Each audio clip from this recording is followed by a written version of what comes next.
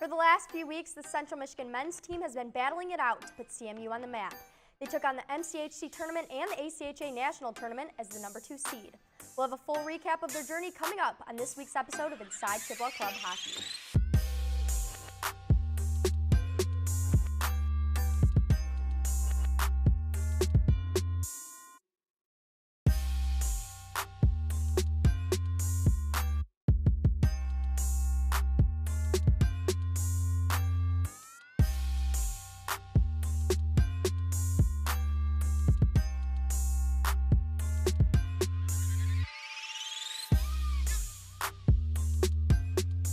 Central Michigan took on the MCHC tournament back in February.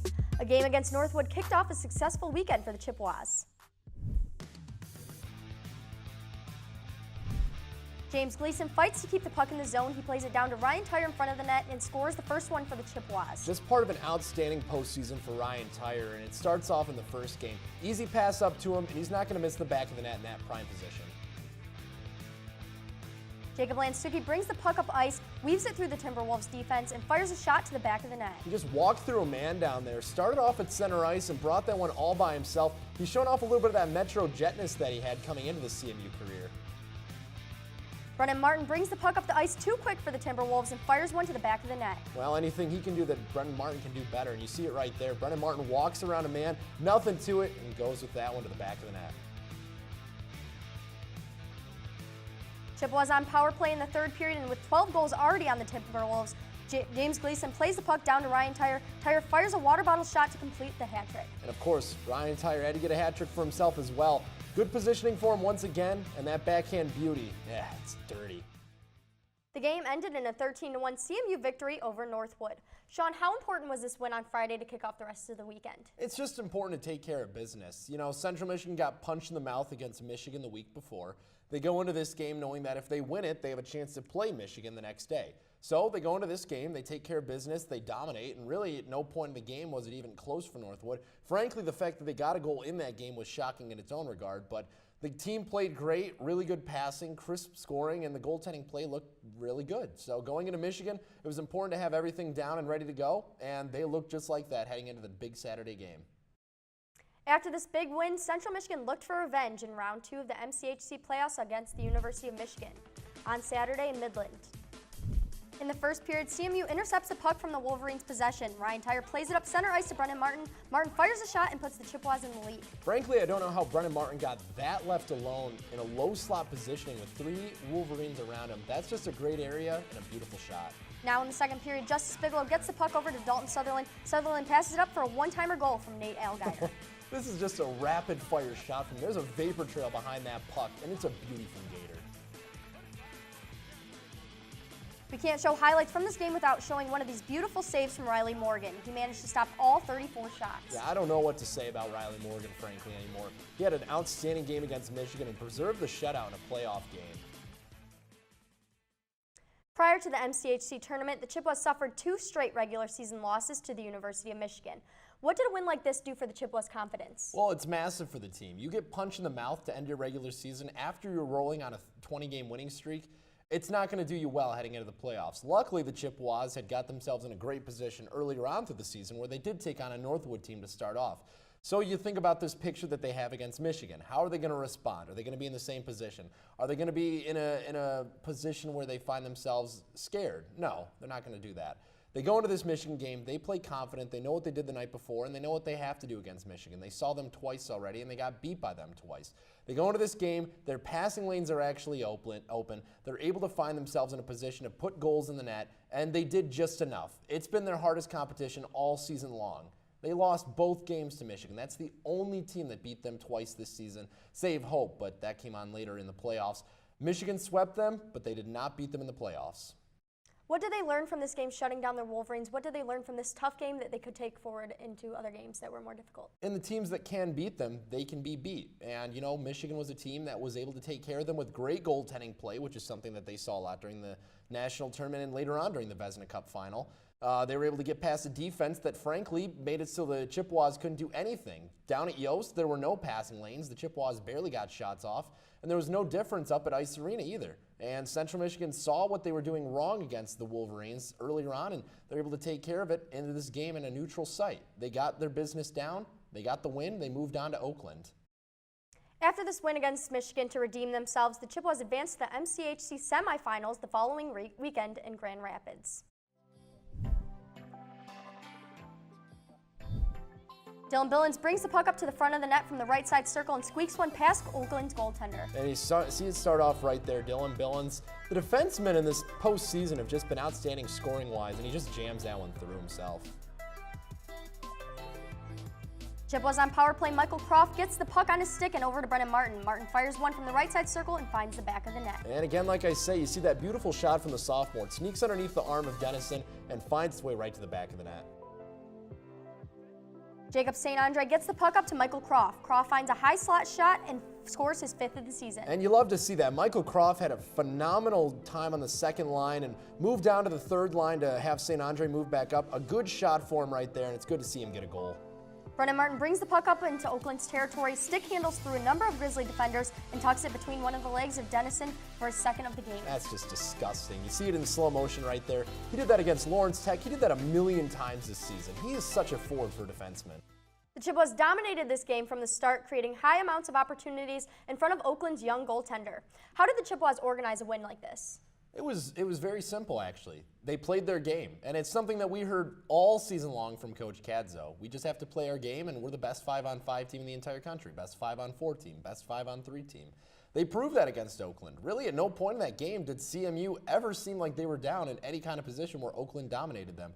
Not in one zone, not in one period, not for 1 minute. This was one of the best wins that I saw from Central Michigan all season, and the fact that it just finished off with the score that it did, frankly, is surprising in its own right. Central Michigan could have rolled through this team by twice as many goals. Cody Dennison was not stopping anything that night. The fact he had as many saves as he did, and that's saying something, allowing 7 goals, it's frankly amazing. And the one goal that was given up that prevented the shutout was just a mistake made from Riley Morgan, that he overplayed a puck, wasn't too confident with it, it found its way to the back of the net off of a turnover. If that's the only mistake that you're making against a team that won the national championship 2 years ago, you're doing all right. They looked really great, and they knew what they were doing. The Chippewas were able to roll through Oakland while Michigan State had an overtime battle in the same night. How does being comfortably ahead in this game help going into the biggest game of the season at that point? Well, there's a lot of things that they don't talk about with hockey. You talk about the physical exhaustion, but the mental exhaustion is there too. And having that ability to kind of rest, knowing you don't have to go into the third period, having that, ooh, we got to win this one in this period. Having that extra period off, it really helps, especially when there's an extra amount of hockey being played from Michigan State's side. After extending their winning streak to 3 games, the Chippewas advanced to the Vezina Cup Finals for the first time in team history. CMU looked to take home their first MCHC championship against the Michigan State Spartans. Dalton Sutherland gets the puck and plays it up to Gabe Smith at the blue line. He takes a shot and it finds its way through.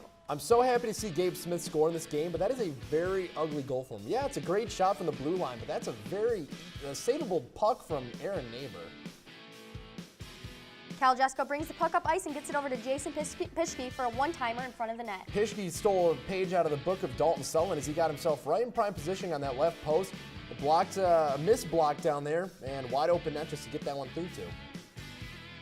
Tied up at 2, Dalton Sutherland moves the puck up to James Gleason. Gleason tries to pass it across the ice, but an unlucky Spartan takes it off his skate and into the net. Again, one of those weird goals. It's from the goal line, essentially. And that's exactly how Central Michigan beat Michigan State at Munn Ice Arena, though instead of it being Cal Jesko this time, it was Gleason. Ryan Tyre gets the puck on his stick, plays it down to Sutherland on the right side circle. Sutherland to Nate Elgire. Elgire back to Sutherland, and he tips it in. And you see that right there, some beautiful stick handling and a great opportunity in front finds its way through. That became the game-winning goal. With a final 4-3 victory over the Michigan State Spartans, Central Michigan was able to take home their first MCHC championship in program history. Central Michigan had more laid-back games at the end of their regular season, with the exception of Michigan. How do you think playing tougher teams in the MCHC tournament prepared them for nationals? You know, a lot of people are dogged on Central Michigan, saying, you know, they got rid of all their hard games at the beginning and now they're just kind of coasting. But you saw that as they took on the toughest test in the Vezina Cup Finals. I mean, Michigan State was the #1 team in the country for a long time in this season. And they were the best team in the ACHA North. And they were the best team in the MCHC. But Central Michigan was better than them in that game, and frankly, after you saw them in Nationals, was the better team throughout the course of the season. Yes, they split the season series, but in the postseason, Central Michigan was clearly a dominant team. In the first 5 or 6 minutes of that game, they came up with 2 goals, and yeah, it became a much closer game, especially when you consider the buzzer beater that some people said, was that a goal, was that not a goal? It counted on the score sheet regardless. That third period was just dominant from the Chippewas, and that helped them a ton going into tougher competition. How do you think that it impacted their mindset going into the national tournament? You took down the #1 team in the country, the #1 team out of your region, the #1 team in your conference. It's going to do eons for you going up against teams like Air Force against Georgia Mason and Georgia Tech, and we clearly saw that going forward. We're going to take a little break here on Inside Chippewa Club Hockey, but when we get back, we'll recap the Chippewas' run in the ACHA National Tournament.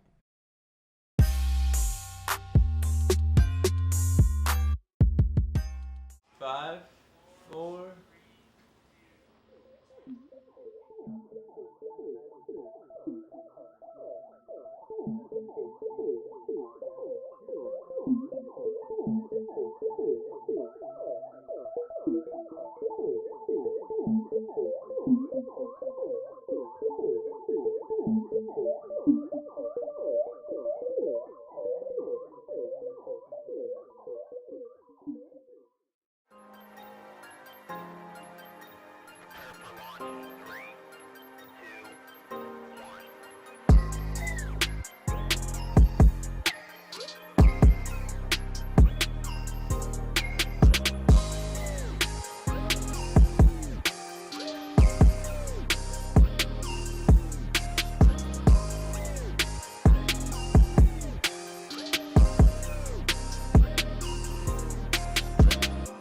Something catch your eye? Tonight's gonna be perfect. I can feel it. Nothing could go wrong. There's my birthday girl. Did you really expect things to work out? I just wanted one good night.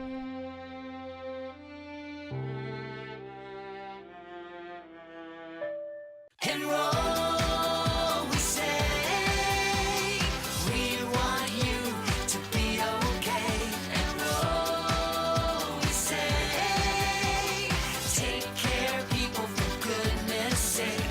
There's a plan for every budget, so don't accept defeat. Now you can get covered and still buy me treats. You take care of your pets. Now it's their turn to take care of you. Visit getcoveredamerica.org to learn about your health insurance options.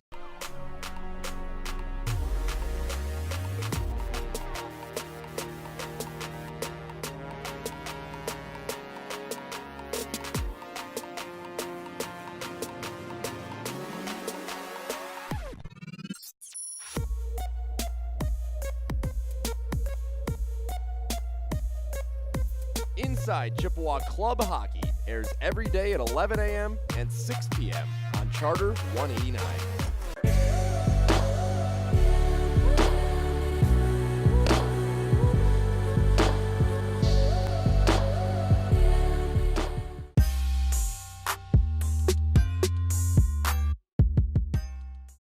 Welcome back to Inside Chippewa Club Hockey.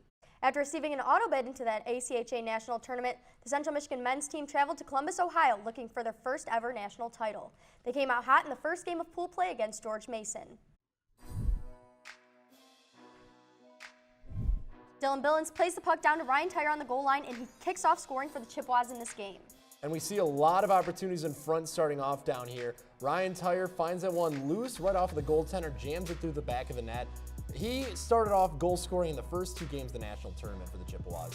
Chippewas shorthanded Shawn and Lyndsey off to the races up the right side of the ice, makes a beautiful pass to Nick Wink on the front left side of the net, and he sees it through. I don't know who missed who more, if Nick Wink missed the game of hockey or if Shane Agnello missed Nick Wink. You see that one, a beautiful pass from Agnello, and Wink opportunizes on it. Brennan Martin makes a move around George Mason's defenseman. Chippewas shorthanded once again. He fires a top shelf shot over the goalie's shoulder. And that's one of the 3 that we saw from the Chippewas in this game. 3 shorthanded goals, and Brennan Martin again off to the races, can do anything.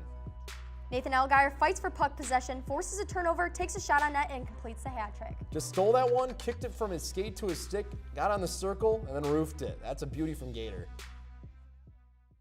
Central Michigan dominated against George Mason with a 9-1 victory.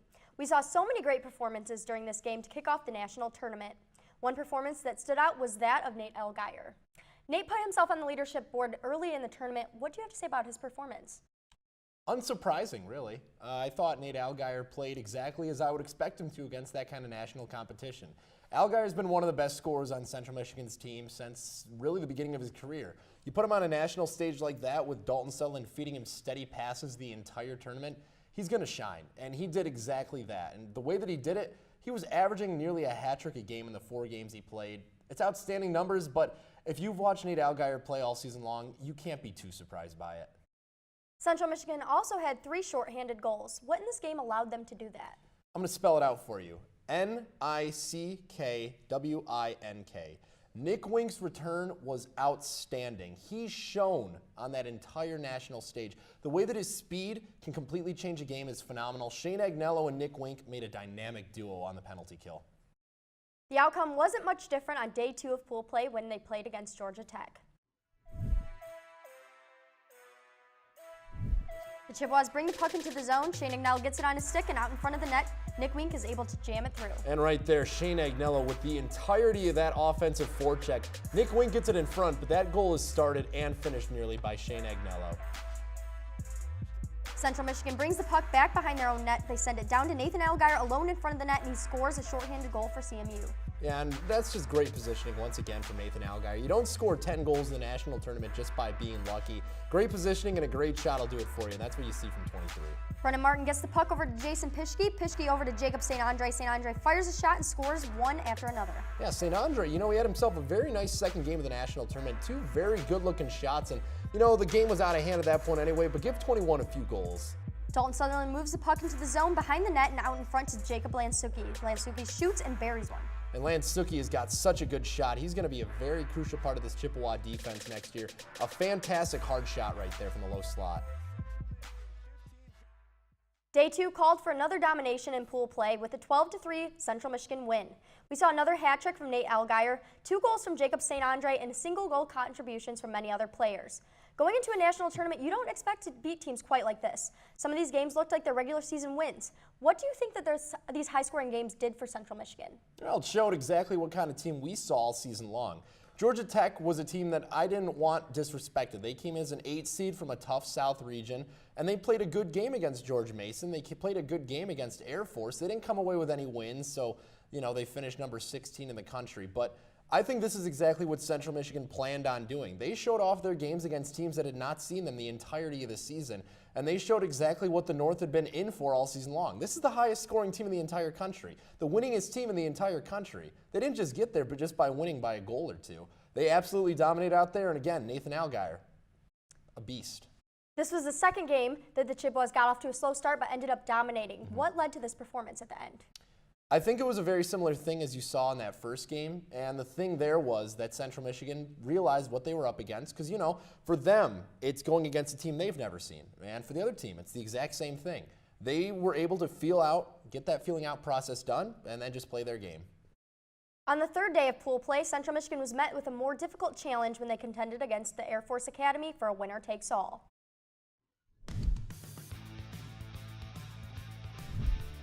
Jake St. Andre gets the puck on his stick, moves it over to Ryan Tyre down to Dalton Sutherland to tie it up at 1 late in the first period. It's a good goal for the Chippewas, but at the same time, it's a very lucky one. 48 seconds left in the period, and Dalton Sutherland finally gets his first of the tournament.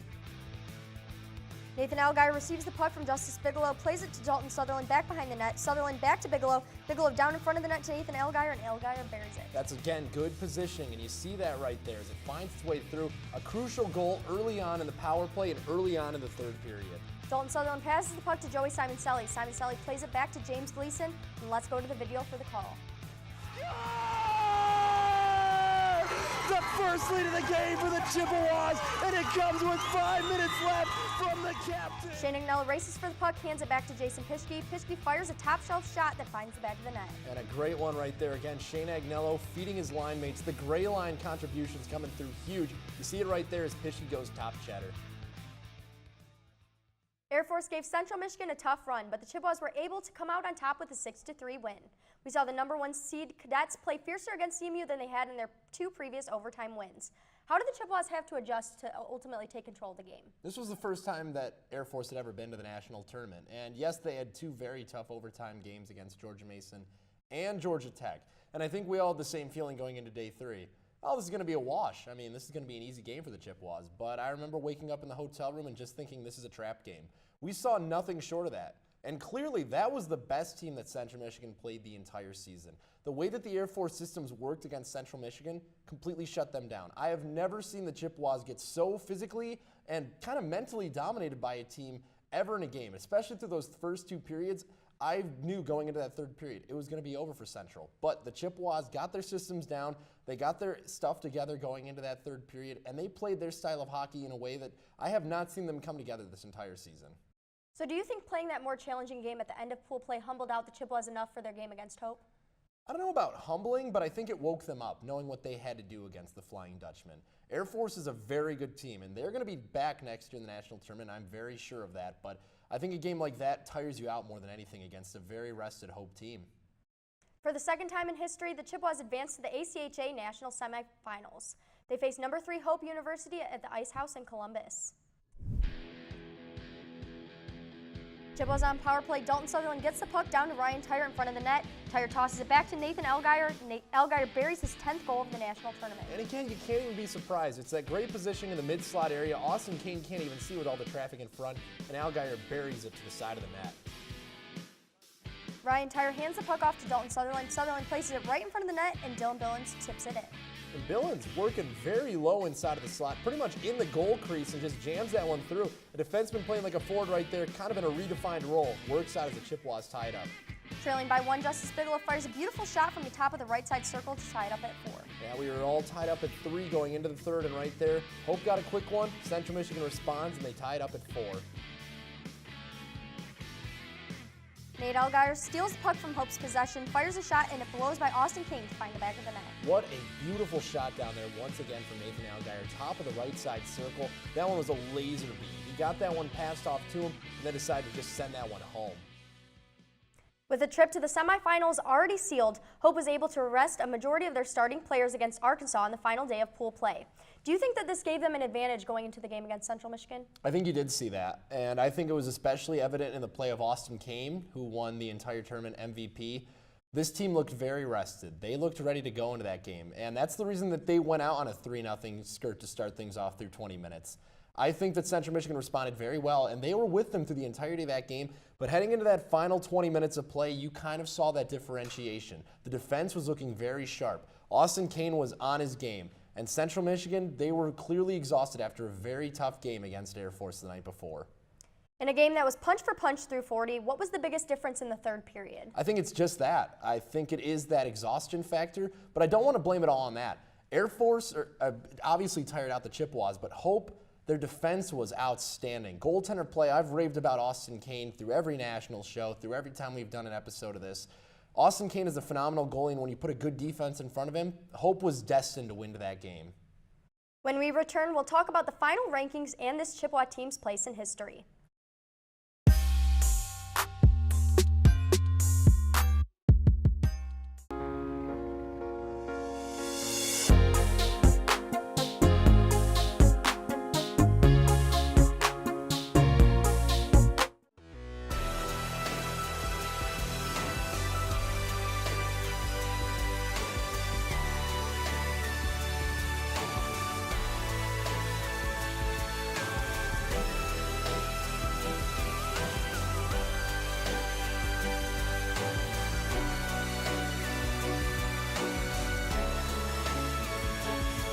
Central View.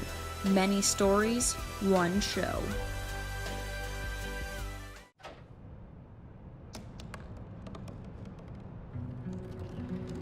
They said I couldn't dream. Called me a piece of trash and swore that's all I'd ever be.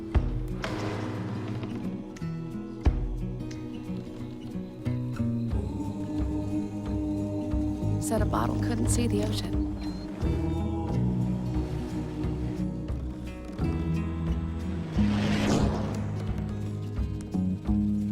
Give up. Go back to the dumpster. but I didn't listen. I made my way.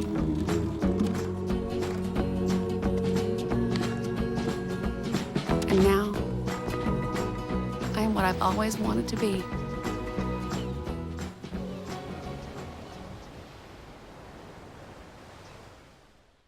Hey, did you hear about Jen? No, what happened? She posted something. See? What was she thinking? Sharing online is serious business. Visit dhs.gov/StopThinkConnect for tips on how to be safe online.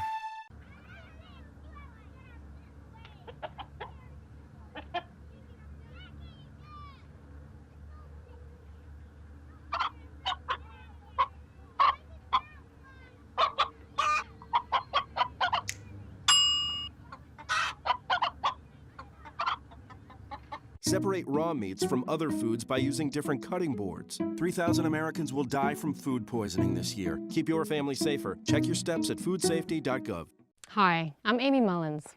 Not too many things scare me, but melanoma does. It's the deadliest form of skin cancer and one of the most common cancers among women under 40. Join me in a nationwide movement to prevent melanoma by visiting itsthatworthit.org. Hi everyone, I want to talk to you about MHTV's returning show, Downtime. Downtime's a show all about video games and anime, where every week me and my friends sit down and we talk about some of the biggest topics in gaming. Alongside that, we pick an anime that's airing this season and break down the episodes.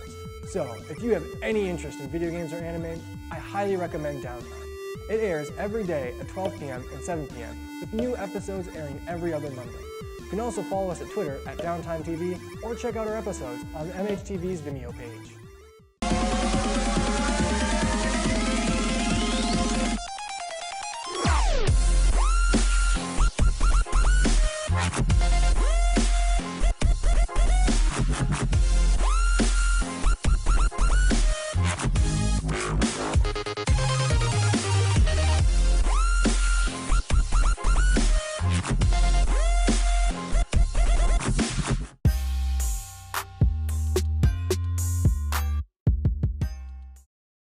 Hope would go on to play Oakland in the 2018 ACHA National Championship, winning despite a Golden Grizzly third period comeback 7-5. This was Hope's first national championship win in 5 tries. ACHA National Tournament leading scorer Nate Allgaier with 10 goals and 3 assists was named to the first team all-tournament, while co-leading scorer Dalton Sutherland with 2 goals and 11 assists and defenseman Justice Bigelow with 3 goals and 6 assists were both named to the all-tournament second team. What were your overall thoughts on the Chippewa's second national tournament? I thought they showed off, and even more of a better way than they were able to in their first national tournament appearance, and that's when they came in as a 4 seed. They took down a lot of good opponents that time around, but as a 2 seed, they absolutely dominated, and they showed everybody why they could have and should have been that 1 seed in that pool against Air Force. And that's coming with a lot of respect to that cadet team, but Central Michigan had a very good national tournament, and their next time around, they're going to be bringing home the bacon. An over 30-win season, a 20-game win streak at one point, number 2 in the North, an auto bid to the national tournament, the nation's regular season point-scoring leader, and the national tournament's leading goal scorer were all just parts of a historic 5th season for the Central Michigan D3 hockey team. While the Chippewas certainly didn't finish quite how they wanted to this season, a final ranking of number 3 in the country shows that Central Michigan hockey is on the map to stay under Coach James Cadzo. With everything that the Chippewas achieved this season, what stood out to you the most? I think it was the Vezina Cup final. That was a big win against Michigan State, a team ranked number 1 in the country at that point. A rival for Central Michigan that they have not been able to have that kind of success against in years past. Being able to finally win a trophy, win a banner for Central Michigan, and bring that back to Ice Arena, that's so massive for this team, and it's going to build them going forward. All that remains for the Chippewas before the end of this school year is the selection of the MCHC East Selects, who would play in the ACHA D3 All-Star Challenge on April 13th through 15th in Westchester, Pennsylvania, just outside of Philadelphia. We'll wait to see what coaches and players will be selected from what teams and keep you updated on our social media networks. On Twitter, @CM Hockey Network, and Facebook and Instagram by searching Chippewa Club Hockey Network. Thank you for joining us for the CMU D3 postseason recap edition of Inside Chippewa Club Hockey. We'll see you next time.